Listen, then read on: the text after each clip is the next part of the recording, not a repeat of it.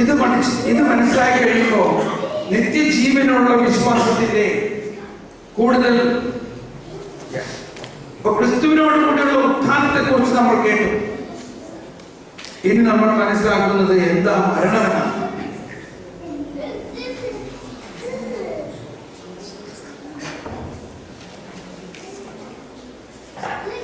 തന്റെ മരണത്തെ യേശുവിന്റെ മരണവുമായി ഐക്യപ്പെടുത്തുന്ന ക്രൈസ്തവൻ. ഒരു ക്രൈസ്തവന്റെ മരണം യേശുവിന്റെ മരണവുമായിട്ട് ഐക്യപ്പെടുത്തിയാണ് നമ്മൾ എപ്പോഴും ചിന്തിക്കേണ്ടത്. യേശുവിലേക്കുള്ള ആഗമനവും നിത്യജീവനിലേക്കുള്ള പ്രവേശനവുമായി അതിനെ വീക്ഷിക്കുന്നു.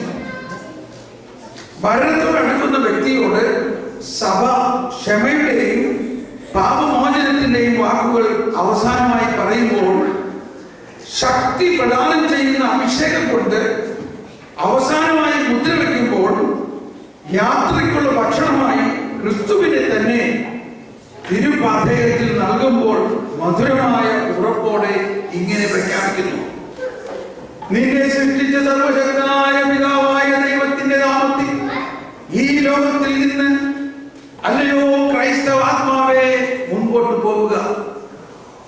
നിനക്ക് വേണ്ടി പീഡകൾ സഹിച്ചവനും സജീവനായ ദൈവത്തിന്റെ പുത്രനുമായ ഈശോ മിശിഹായുടെ നാമത്തിൽ നിന്റെ മേൽ വർഷിക്കപ്പെട്ട പരിശുദ്ധാത്മാവിന്റെ നാമത്തിൽ വിശ്വസ്തനായ ക്രൈസ്തവ മുന്നോട്ട് പോവുക. നീ ഇന്ന് സമാധാനത്തിൽ വസിക്കുമാറാകട്ടെ. നിന്റെ ഭവനം ദൈവത്തോടു കൂടെ വിശുദ്ധ സിയോനിലായിരിക്കട്ടെ. ദൈവത്തിന്റെ മാതാവായ കന്യകാമറിയത്തോടും വിശുദ്ധ ഔസേപ്പിനോടും എല്ലാ മാലാഖമാരോടും വിശുദ്ധരോടും കൂടെ ഭൂമിയുടെ പൊടിയിൽ നിന്നും നിന്നെ മെനഞ്ഞെടുത്ത് നിന്റെ സൃഷ്ടാവിലേക്ക് നീ തിരിച്ചു പോകട്ടെ. നീ ഈ ലോകത്തിൽ നിന്ന് തിരിച്ചു പോകുമ്പോൾ പരിശുദ്ധ മറിയവും മാലാഖമാരും എല്ലാം വിശുദ്ധരും നിന്നെ കണ്ടുമുട്ടാൻ ഇടയാകട്ടെ. നീ നിന്റെ രക്ഷകനെ മുഖാമുഖം കാണുകയും നിത്യവും ദൈവത്തെ ധ്യാനിക്കുകയും സാധിക്കുമാറാകട്ടെ. ഇതാണ് ആ അന്ത്യ കൂദാശ സമയത്തെല്ലാം പ്രാർത്ഥനയുടെ ഉള്ളടക്കം. നമ്മൾ ആ സമയത്ത് ചിലപ്പോൾ ഓർമ്മയൊന്നും ഉണ്ടാവില്ലായിരിക്കും. അതുകൊണ്ട് ഇപ്പോഴേ കേൾക്കണം നല്ലതാണ്. മനസ്സിലാവുന്നുണ്ടോ? ഇതിപ്പോഴേ കേട്ട് ഇതൊക്കെ നീ ശരിക്കും പ്രാർത്ഥിച്ചേക്കണെന്ന് മക്കളോട് പറഞ്ഞിട്ട്. അപ്പൊ മരണം എന്നത് ഒരു ക്രൈസ്തവനെ സംബന്ധിച്ച് ജനനമാണ്. എവിടെ ജനനം? നിത്യജീവനിലേക്കുള്ള ജനനമാണ്. മരണം എന്നത് ഒരു യാഥാർത്ഥ്യമാണ്. എതുപോലെയുള്ള യാഥാർത്ഥ്യം? ജനനം പോലെ തന്നെയുള്ള. ജനിച്ചവരെല്ലാവരും ഈ ഒരു പ്രോസസ്സിലൂടെ കടന്നു പോകണം. അപ്പോൾ ഇത് നമ്മളത് സ്വീകരിക്കുമ്പോൾ പിന്നെ മരണത്തെ പ്രതി നമുക്ക് അല്പം പോലും ഭയമോ വികലമായ ഒരു ചിന്തയുണ്ടാകില്ല. എനിക്ക് ആരെങ്കിലും മരിച്ചത് പറയുമ്പോൾ ഞാൻ ഒഴിഞ്ഞോ അപ്പൊ അവനിപ്പോ സ്വർഗത്തിലേക്ക് പോയി. ഒരിക്കലും ഒരു കന്യാസ്ത്രീ സിസ്റ്റർ പറയാണ്, അവര് അമേരിക്കയിലാണ്. അപ്പൊ ഞാൻ അമേരിക്കയിൽ ധ്യാനിപ്പിക്കുമ്പോ സിസ്റ്റർമാരുടെ ധ്യാനത്തിൽ പറയാണ്, അവര് ഭയങ്കര ദുഃഖം. അപ്പൊ പറയാണ്, എന്റെ ബ്രദറെ, എന്റെ അമ്മ വളരെ നല്ല ഒരു സ്ത്രീയാണ് ആയിരുന്നു. പക്ഷെ ഇപ്പോ മരിച്ചു കഴിഞ്ഞ് 2 വർഷമായി. ഇപ്പൊ ഒരു ബ്രദർ അവിടെ പ്രാർത്ഥിക്കാൻ വന്നപ്പോ ദർശനത്തിൽ കണ്ടു എന്നാ പറയണത്, അമ്മയുടെ ആത്മാവ് ഇവിടെ തന്നെ പതുങ്ങി നടക്കുകയാണ്, സ്വർഗത്തിലേക്ക് പോയിട്ടില്ല. അപ്പൊ മുതൽ എനിക്കും ഞങ്ങളുടെ വീട്ടുകാരുടെ ഒക്കെ ഭയങ്കര പ്രയാസമാണ്. ഇതാണ് ദർശനം. ദർശനങ്ങൾ ദർശനങ്ങളെല്ലാം പരിശുദ്ധാത്മാവിന്റെ തന്നെയാണ്. പക്ഷേ ഈ ദർശനങ്ങളെ വ്യാഖ്യാനിക്കാൻ പരിശുദ്ധാത്മാവ് ഒരു വരം നൽകിയിട്ടുണ്ട്.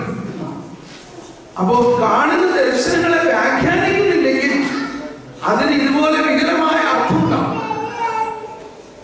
ഈ സിസ്റ്ററിനോട് ഞാൻ ചോദിച്ചു, നിന്റെ അമ്മ ക്രിസ്ത്യാനിയാണോ? അവര് പിന്നെ ഞങ്ങൾ പാരമ്പര്യ ക്രിസ്ത്യാനികളാണ്. ഓക്കെ, അപ്പൊ ക്രിസ്ത്യാനിയാണ് മാമോദിസ സ്വീകരിച്ചെങ്കിൽ എന്താണ് ആ മാമോദിസ സ്വീകരിച്ച വ്യക്തിയിലുള്ളത്? അപ്പൊ ഞാൻ പറഞ്ഞു, മാമോദീസ സ്വീകരിച്ച വ്യക്തി ക്രിസ്തുവിന്റെ സ്വന്തമായി തീർന്നിരിക്കുന്നു.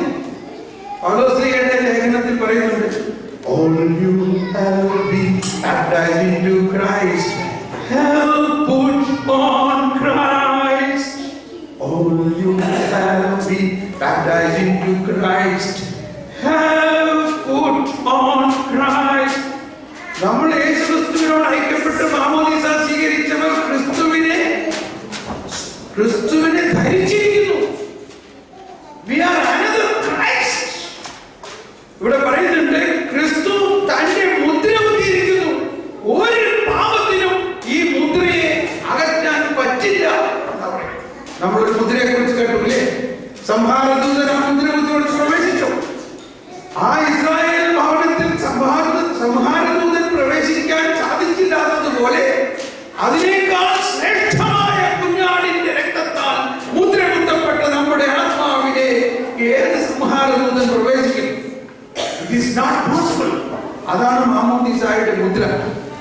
അതും കുർബാനയിൽ ശുശ്രൂഷകരെന്ന് പറഞ്ഞു, ജീവന്റെ ആൾക്കാർ മുദ്ര കുത്തപ്പെട്ടവർ വിശ്വാസത്തോടും ഭക്തോടും കൂടെ ഈ വിശ്വാസങ്ങളിൽ പങ്കെടുക്കുക. എന്ത് മുദ്ര കുത്തിയവർ? അപ്പൊ പഴയ കുർബാനയില് പഴയത് മാമോദീസ പുറത്തു പോകട്ടെ, ശുശ്രൂഷ പോയി കാവലിക്കട്ടെ എന്ന് പറയുന്നതിന്റെ അർത്ഥം, മാമോദീസയിലൂടെ ഈ നിത്യജീവന്റെ മുദ്ര കുത്താത്തവർക്ക് ഈ വിശുദ്ധ ശുശ്രൂഷകളിൽ അവർക്ക് പങ്കുചേരാൻ പാടില്ല. അവർക്ക് അതിനുള്ള ഒരുക്കമായിട്ടില്ലെന്നേ അർത്ഥമുള്ളൂ. അപ്പൊ ജീവന്റെ അടയാളത്താൽ മുദ്ര കുത്തപ്പെട്ടവരാണ് നമ്മൾ. അപ്പൊ ഞാൻ ഈ സിസ്റ്ററോട് പറയാം, അതെന്താണ്? വിശുദ്ധ കുർബാന സ്വീകരിച്ചപ്പോൾ ഇത് സംഭവിച്ചു. അപ്പൊ അതുകൂടി പറഞ്ഞപ്പോൾ സിസ്റ്റർ ചിരിക്കാൻ തുടങ്ങിയാണ്. അപ്പോ മാമോദീസായും വിശുദ്ധ കുർബാനയും കൂടെയുള്ള ഇതെല്ലാം സ്വീകരിച്ച ആള് എങ്ങനെയാണ് ഈശോയുടെ അടുത്ത് പോകാതിരിക്കണെന്നുള്ളത്. അപ്പൊ പറഞ്ഞു, ഇപ്പൊ എനിക്ക് ഭയങ്കര സന്തോഷം തോന്നുന്നു കേട്ടോ. അപ്പൊ എന്തുണ്ടായി? നമ്മളുടെ വിശ്വാസത്തിന്റെ ഘാതകമായ ചില വശങ്ങളെ നമ്മൾ മനസ്സിലാക്കുന്നില്ലെങ്കിൽ അതുമൂലമാണ് നമ്മൾക്ക് ദുഃഖവും നിരാശയൊക്കെ ഉണ്ടാകുന്നത്. നമ്മളുടെ അമ്മ നമ്മളെക്കാൾ വിശുദ്ധയായി, നമ്മളെക്കാൾ ആത്മീയമായി ജീവിച്ച് ജീവിതം ദൈവത്തിലേക്ക് ചേർന്ന അവരെ കുറിച്ച് അങ്ങനെ വികലമായി ചിന്തിക്കാൻ പാടില്ല. അപ്പൊ മരണം എന്ന യാഥാർത്ഥ്യത്തെ കുറിച്ച് നമ്മൾ വളരെ മനോഹരമായി ഭക്തിപൂർവ്വം ചിന്തിക്കണം. അങ്ങനെ ചിന്തിക്കുന്നില്ലെങ്കിൽ മരിച്ചാൽ സ്വർഗത്തിലായിരിക്കും. പക്ഷെ നമ്മളിവിടെ ഇരുന്നുകൊണ്ട് മരിച്ച ആൾക്ക് അങ്ങനെ ഉണ്ട്, ഇങ്ങനെയുണ്ട്, അവൻ അങ്ങനെ ശരിയായിട്ടില്ല, ഇങ്ങനെ ശരിയായിട്ടില്ല, അതുകൊണ്ട് ഇപ്പോഴും ശുദ്ധീകരണത്തിൽ തന്നെയാണ് കിടക്കണേ, അല്ലെങ്കിൽ പലതരത്തിലുള്ള വികലമായ ചിന്തകൾ ഉണ്ടാകും.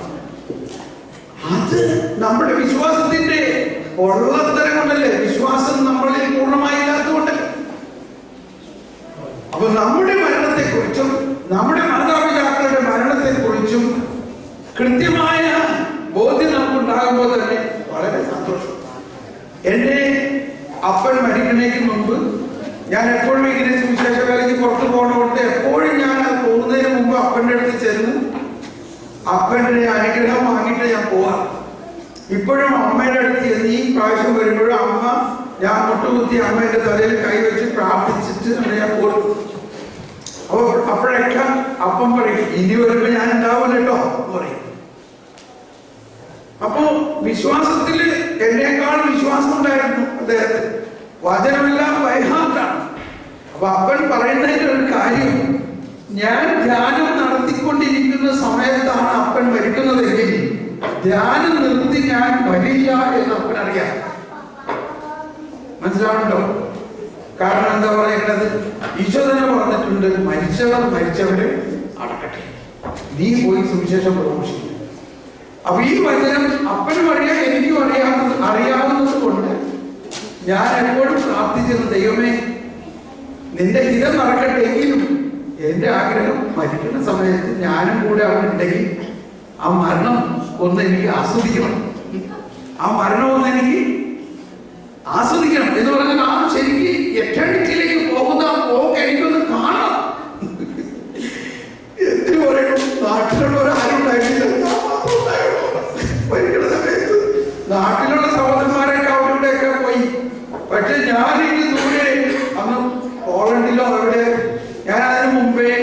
ഒരാഴ്ച മുമ്പ് അവിടെ എത്തി. അപ്പൊ എനിക്ക് തോന്നി ഇപ്പൊ സമയമായിട്ടുണ്ട്. ഞാൻ ഒരാഴ്ച കൂടി എൻ്റെ യാത്ര കുറച്ചുകൂടി എനിക്ക് സമയമുണ്ടായിരുന്നു. അങ്ങനെ ശരിക്കും മരിക്കുന്ന സമയത്ത് ഞാൻ അവിടെ ഉണ്ടായിരുന്നു.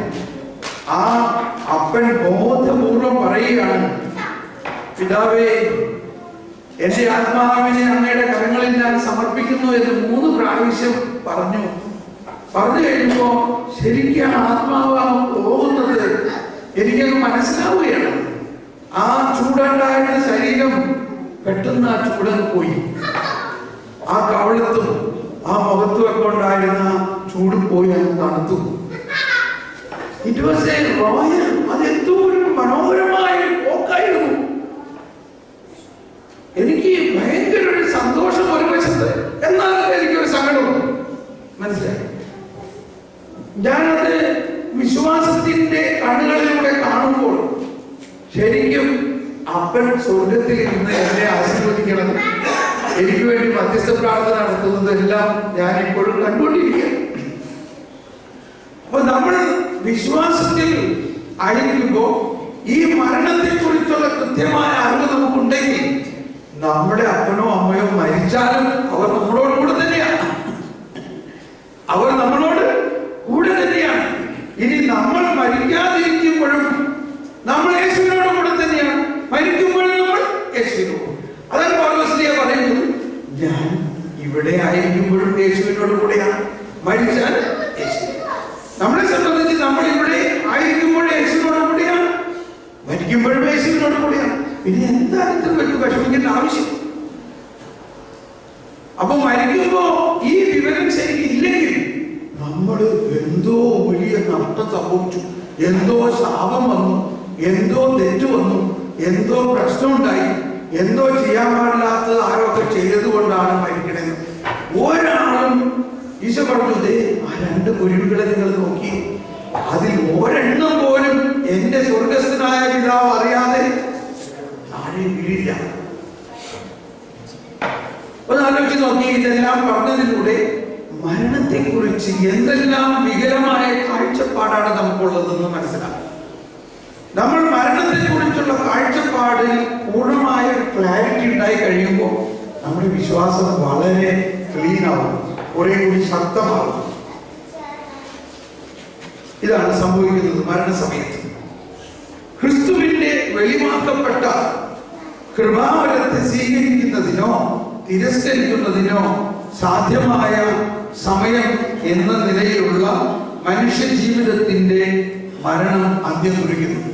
അപ്പൊ മരണം എന്തിന് അന്ത്യം കുറിക്കുന്നു?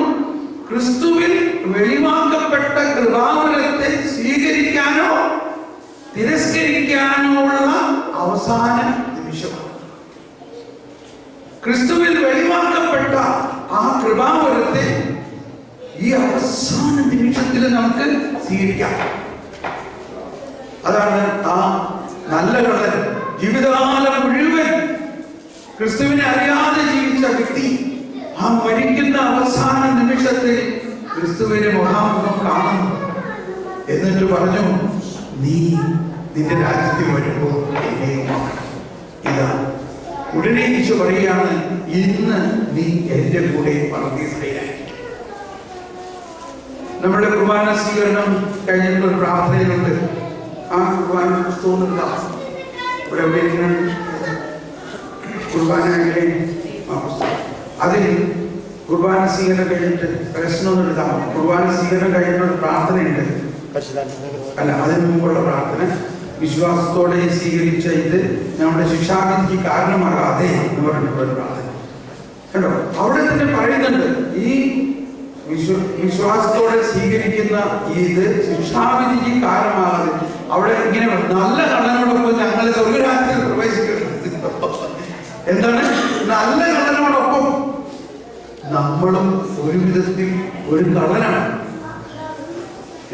ചിലപ്പോ നല്ല കള്ളനേക്കാളും മോശമായ കള്ളനായിരിക്കാം.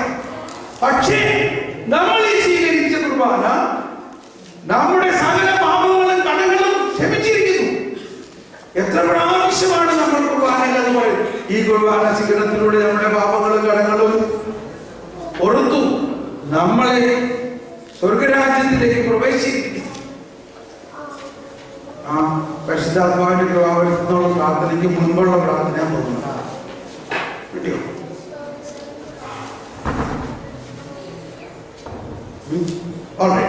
കാര്യം മനസ്സിലായോ? ഇനി നിങ്ങൾ പ്രാർത്ഥിക്കുമ്പോൾ അപ്പൊ ഇതൊക്കെ നമ്മൾ സമയമില്ലാത്തതിന്റെ പേരിൽ നിന്നും ചിലപ്പോൾ പ്രാർത്ഥിക്കുന്നു വരില്ല. പക്ഷെ അതിൽ നിന്ന് മനസ്സിലാക്കേണ്ട ഒരു കാര്യമില്ല. ഞങ്ങളുടെ കർത്താവേ, കടങ്ങളുടെ പൂർത്തിക്കായി വിശുദ്ധ കുർബാന സ്വീകരിച്ച ഞങ്ങളുടെ കൈകളെ ശക്തമാക്കണം. ദൈവമായ നിനക്ക് എല്ലാ ദിവസവും സൽഫലങ്ങൾ സമർപ്പിക്കണം. അതിന് മുമ്പുള്ളത്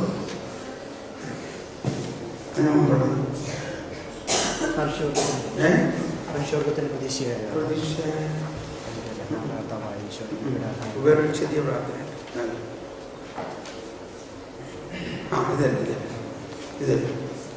മനുഷ്യവർഗത്തിന്റെ പ്രത്യാശയായ മിശിഹായി ഞങ്ങൾ ഭക്ഷിച്ച തിരുശരീരവും പാനം ചെയ്ത തിരുരക്തവും ഞങ്ങൾക്ക് ശിക്ഷാവിധിക്ക് കാരണമാകാതെ കടങ്ങളുടെ പൊറുതിക്കും പാപങ്ങളുടെ മോചനത്തിനും നിന്റെ സന്നിധിയിൽ സന്തുഷ്ടിക്കും നിദാനമാകും.